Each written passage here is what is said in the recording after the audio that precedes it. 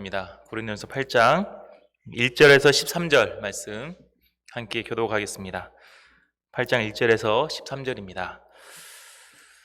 우상의 제물에 대하여는 우리가 다 지식이 있는 줄 아나 지식은 교만하게 하며 사랑은 덕을 세우나니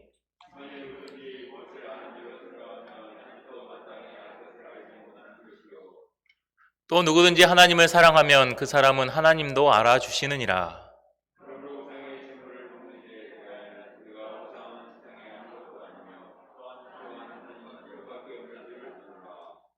비록 하늘에나 땅에나 신이라 불리는 자가 있어 많은 신과 많은 주가 있으나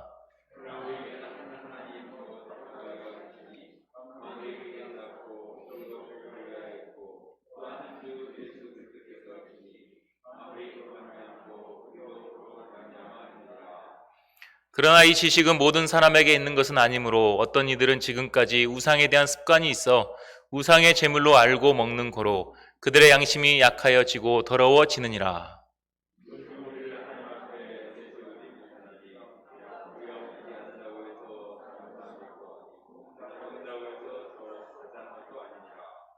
그런즉 너희의 자유가 믿음이 약한 자들에게 걸려 넘어지게 하는 것이 되지 않도록 조심하라.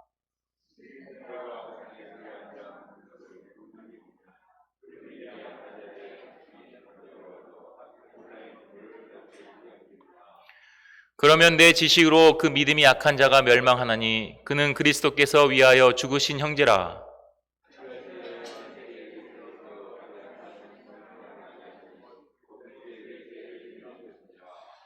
그러므로 만일 음식이 내 형제를 실족하게 한다면 나는 영원히 고기를 먹지 아니하여 내 형제를 실족하지 않게 하리라.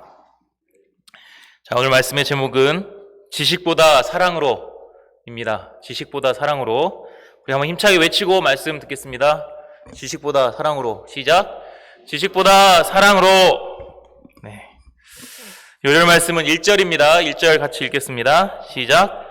우상의 제물에 대하여는 우리가 다 지식이 있는 줄을 아나 지식은 교만하게 하며 사랑은 덕을 세우나니.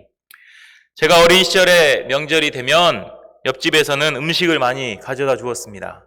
어머니도 안 계시고 짠하니까 음식을 많이 챙겨줬어요. 떡과 고기, 튀김, 전 등 평소에 먹지 못했던 음식들이니 어린 나이에 얼마나 좋아해야 마땅합니까? 그런데 저는 그 음식들을 먹지 않았습니다. 제사상에 올려졌다가 온 음식이라고 생각했기 때문입니다. 먹으면 왠지 죄 짓는 것 같고 하나님께서 진노하실 것 같아 그냥 버리기도 하였습니다.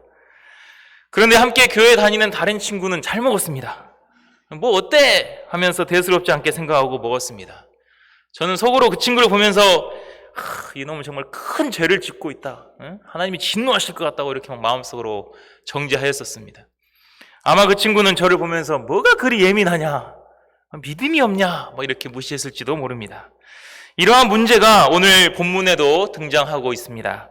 1절 상반절 보겠습니다. 우상의 제물에 대하여는 우리가 다 지식이 있는 줄을 아나. 우상의 제물 문제가 8장부터 시작이 됩니다. 우리가 잘 아는 대로 고린도 지역은 우상 숭배가 심했습니다. 특히 신전이 12개나 될 정도로 신전 중심의 문화가 있었습니다. 이런 신전에서는 항상 제사를 지냈는데 제사를 지낸 후에는 제물로 바쳐졌던 이 고기들을 시장에 내다가 팔았습니다. 그러니 시장에서 사 먹는 고기 중 상당 부분이 우상에게 바쳐졌던 고기였습니다. 그러자 고린도 성도 중에 고기를 먹는 것을 꺼림칙하게 여기는 사람들이 생겨났습니다. 우상에게 드려졌던 것이니 먹으면 안 된다고 주장하였습니다. 반면 어떤 사람들은 어때? 우상은 어차피 가짜인데 그냥 먹으면 되지. 자유롭게 먹었습니다. 이 문제를 두고 격렬하게 논쟁하고 성도 간의 갈등이 생기기도 하였습니다. 이에 대해 사도 바울은 먼저 성경적 지식에 기초하여 우상의 제물을 먹는 문제를 정리해 주고 있습니다. 우리 4절에서 6절 함께 읽어보겠습니다. 어떻게 정리하고 있는지 4절에서 6절 시작. 그러므로 우상의 제물을 먹는 일에 대하여는 우리가 우상은 세상에 아무것도 아니며 또한 하나님은 한 분밖에 없는 줄 아노라. 비록 하늘에나 땅에나 신이라 불리는 자가 있어 많은 신과 많은 주가 있으나 그러나 우리에게는 한 하나님 곧 아버지가 계시니 만물이 그에게서 났고 우리도 그를 위하여 있고 또한 한 주 예수 그리스도께서 계시니 만물이 그로 말미암고 우리도 그로 말미암아 있느니라. 바울이 말하는 요지는 우상의 제물을 먹는 것은 아무 문제 없다, 이것입니다. 우상은 아무것도 아닌 존재, 즉 가짜, 허상이기 때문입니다. 처음부터 존재하지도 않는 것들이기 때문에 거기에 바쳐졌다고 해서 고기가 변하거나 고기 안에 무슨 악한 영이 들어간다는 것이 아닙니다. 사람들은 하늘 신, 땅의 신 등 온갖 신들을 만들어내지만 오직 유일한 신은 하나님 한 분밖에 없습니다. 또 우리는 그것을 믿고 살아가는 자들입니다. 그러므로 하나님을 믿는 우리는 자유롭게 먹어도 됩니다. 이것이 성경이 말하는 지식이고 1절에서 말한 우상의 제물에 대하여 우리가 아는 지식입니다. 그렇다면 바울은 이 지식을 기초로 자유롭게 고기를 먹는 사람이 옳다, 그들이 이겼다, 이렇게 판결을 해야 되지 않을까요? 아니면 지식이 없는 성도들에게 성경 공부 좀 더 열심히 해서 지식을 쌓아라, 이렇게 말하고 자유롭게 먹으라고 선포를 하면 교회의 문제가 해결될 것 같습니다. 하지만 바울은 1절 하반절에서 이렇게 말하고 있습니다. 함께 읽겠습니다. 시작. 지식은 교만하게 하며 사랑은 덕을 세우나니. 지식은 교만하게 하며 사랑은 덕을 세운다, 이렇게 말하고 있습니다. 지식만 가지고는 문제 해결이 되지 않습니다. 지식만 강조하면 사람을 교만하게 만들기 때문입니다. 여기서 교만하다의 원어적 뜻은 우쭐거리게 하다입니다. 내가 올바른 지식을 가지고 있다 할지라도 그 지식만 강조하면 내가 우쭐거리게 됩니다. 사람들에게 자신의 지식을 자랑하기에 바쁩니다. 이런 지식이 없는 사람을 또한 무시합니다. 심지어 그 우쭐거림으로 인해 믿음이 연약한 사람을 실족시키기까지 합니다. 10절을 보겠습니다. 같이 읽겠습니다. 시작. 지식 있는 내가 우상의 집에 앉아 먹는 것을 누구든지 보면 그 믿음이 약한 자들의 양심이 담력을 얻어 우상의 제물을 먹게 되지 않겠느냐. 지식이 있다는 사람이 우상의 집에 앉아서 대놓고 음식을 먹습니다. 나는 이 정도로 자유하다, 우쭐거리는 것입니다. 그런데 이 모습을 본 믿음이 약한 자들은 아직도 우상이 신일 수도 있다고 믿는 자들, 우상에게 바쳐진 제물을 먹으면 나도 우상 숭배를 한다고 생각하여 자유하지 못한 자들입니다. 이렇게 믿음이 약한 자들이 그런 모습을 보면 저 목자님도 하는데 나라고 못할 소냐, 괜한 양심의 담력이 생겨가지고 우상의 제물을 먹게 됩니다. 그러면 어떻게 되겠습니까? 그 사람은 아직 소화가 안 되기 때문에 심한 죄의식에 시달릴 것입니다. 엄청나게 괴로워할 것입니다. 그러면 믿음의 길을 저버릴 수도 있습니다. 11절을 보겠습니다. 그러면 너의 지식으로 그 믿음이 약한 자가 멸망하나니 그는 그리스도께서 위하여 죽으신 형제라. 나의 지식으로 인하여 믿음이 약한 자가 멸망하게 될 수도 있습니다. 예수 그리스도께서는 그 형제를 위하여 죽으셨는데 나의 알량한 지식 때문에 멸망의 길로 인도하는 것입니다. 그러므로 바울은 무엇을 강조하고 있습니까? 사랑은 덕을 세우나니. 사랑을 강조합니다. 사랑이 무엇입니까? 다른 사람을 먼저 생각하는 것이 사랑입니다. 그 사람 입장에서 생각해 주는 것이 사랑입니다. 있는 그대로 영접해 주고 감당해 주는 것이 사랑입니다. 한마디로 사랑은 타인 중심적입니다. 지식은 자기 중심적입니다. 그래서 지식만 많은 사람들이 모이면 정말 각자 자기 말 하기에 바쁩니다. 남의 말을 듣지 않습니다. 자기 지식이 옳다고 주장하다가 결국 싸웁니다. 그러니 그런 모임은 딱딱하고 왠지 정이 없습니다. 고린도 교회가 이러했습니다. 항상 자신들의 지식만을 자랑하다 보니 논쟁하고 싸우기만 하였습니다. 하지만 이 사랑이 있는 사람들이 모이면 어떠합니까? 따뜻합니다. 좀 춥네요, 오늘은. 사랑 있는 사람들이 보면 어떤다고요? 따뜻합니다. 자기 말만 하는 것이 아니라 주로 상대방의 말을 들여줍니다. 그리고 격하게 리액션을 해줍니다. 앞에서 말씀을 전하면 지식만 있는 사람들은 말씀을 어떻게 전하느냐, 말씀을 어떻게 적용하느냐만 생각하지만 사랑 있는 자들은 격하게 뭘 해준다고요? 리액션을 해줍니다. 사랑이 없네 별로. 좀 썰렁한 이야기를 해도 박장대소 하면 웃어줍니다. 웃어줍니다. 아픈 일이 있으면 공감해주고 위로해줍니다. 그러니 모임이 어때요? 따뜻합니다. 또 오고 싶어집니다. 이게 우리 모임의 특징 아니겠습니까? 근데 7절을 보면 이 지식은 모든 사람에게 있는 것이 아니라고 했습니다. 모든 사람이 동일하게 지식을 가지고 있질 않습니다. 어떤 사람은 여전히 우상에 대한 습관이 남아 있습니다. 우상에게 바쳐진 음식은 더럽다는 인식이 있습니다. 그러니 먹을 수가 없습니다. 이런 사람을 보면서 무식하다, 정죄하고 자유롭게 먹어도 된다니까 이렇게 윽박 지르는 것은 지식만 강조하는 것입니다. 하지만 이 사람의 습관을 이해해주고 아픔을 공감해주는 것은 사랑입니다. 상대를 배려해주는 것이 사랑이라는 것입니다. 8절에서 바울은 먹는 것은 신앙생활에서 그렇게 중요한 것이 아니다라고 말합니다. 먹는다고 믿음이 좋은 것도 아니고 못 먹는다고 믿음이 없는 것도 아닙니다. 목자가 되어가지고 그런 것도 못 먹어? 이렇게 판단하면 안 된다는 것입니다. 저는 전순기 목자님과 오랫동안 장막 생활을 했습니다. 근데 순기 목자님이 치킨을 못 먹습니다. 어려서부터 습관이 그렇게 되어 있기 때문입니다. 치킨을 먹으면 속에서 거부 반응이 일어나서 매우 힘들어합니다. 이런 경우 그냥 인정해주면 됩니다. 치킨을 못 먹으니 장막에서 무언가를 시켜 먹을 때는 피자를 시켜 먹으면 되는 것입니다.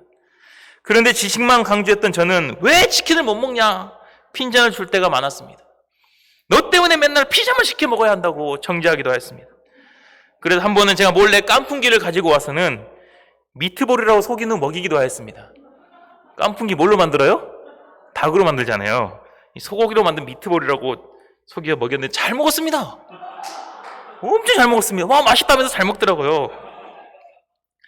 저는 이렇게 해서라도 이 친구에게 닭고기를 먹여야겠다 이렇게 지식적으로 접근했습니다.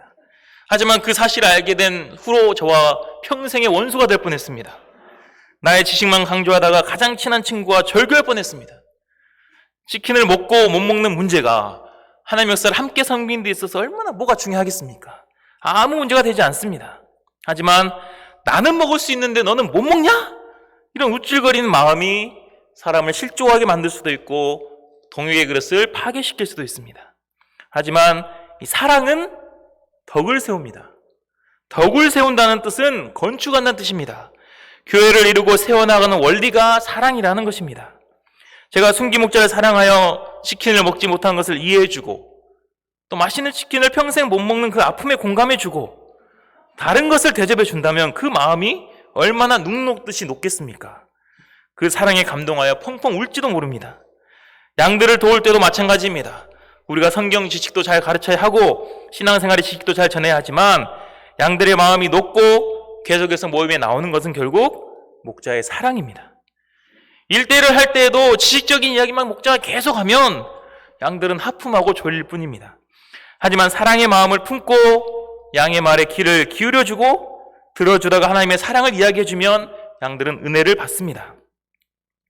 요즘 곽연 이충민 형제가 매주 점심 모임에 나오고 또 격주로 말씀보도 하고 있습니다. 그런데 말씀을 하면 정말 말이 많습니다. 제가 한마디 하면 10마디 정도는 합니다. 저는 처음엔 제가 전해야 할 성경 지식을 전해야 한다는 생각에 이 말을 끊어버릴까 고민도 많이 하였습니다. 하지만 평소에 얼마나 말할 상대가 없으면 이렇게라도 말을 하고 싶어 할까 이해하고 공감해주며 들어주고자 하니 이제가 표정이 많이 달라졌습니다. 이제는 제가 말하는 것도 듣습니다. 매주 모임에 와서 교제도 하니 감사했습니다. 사랑은 덕을 세웁니다.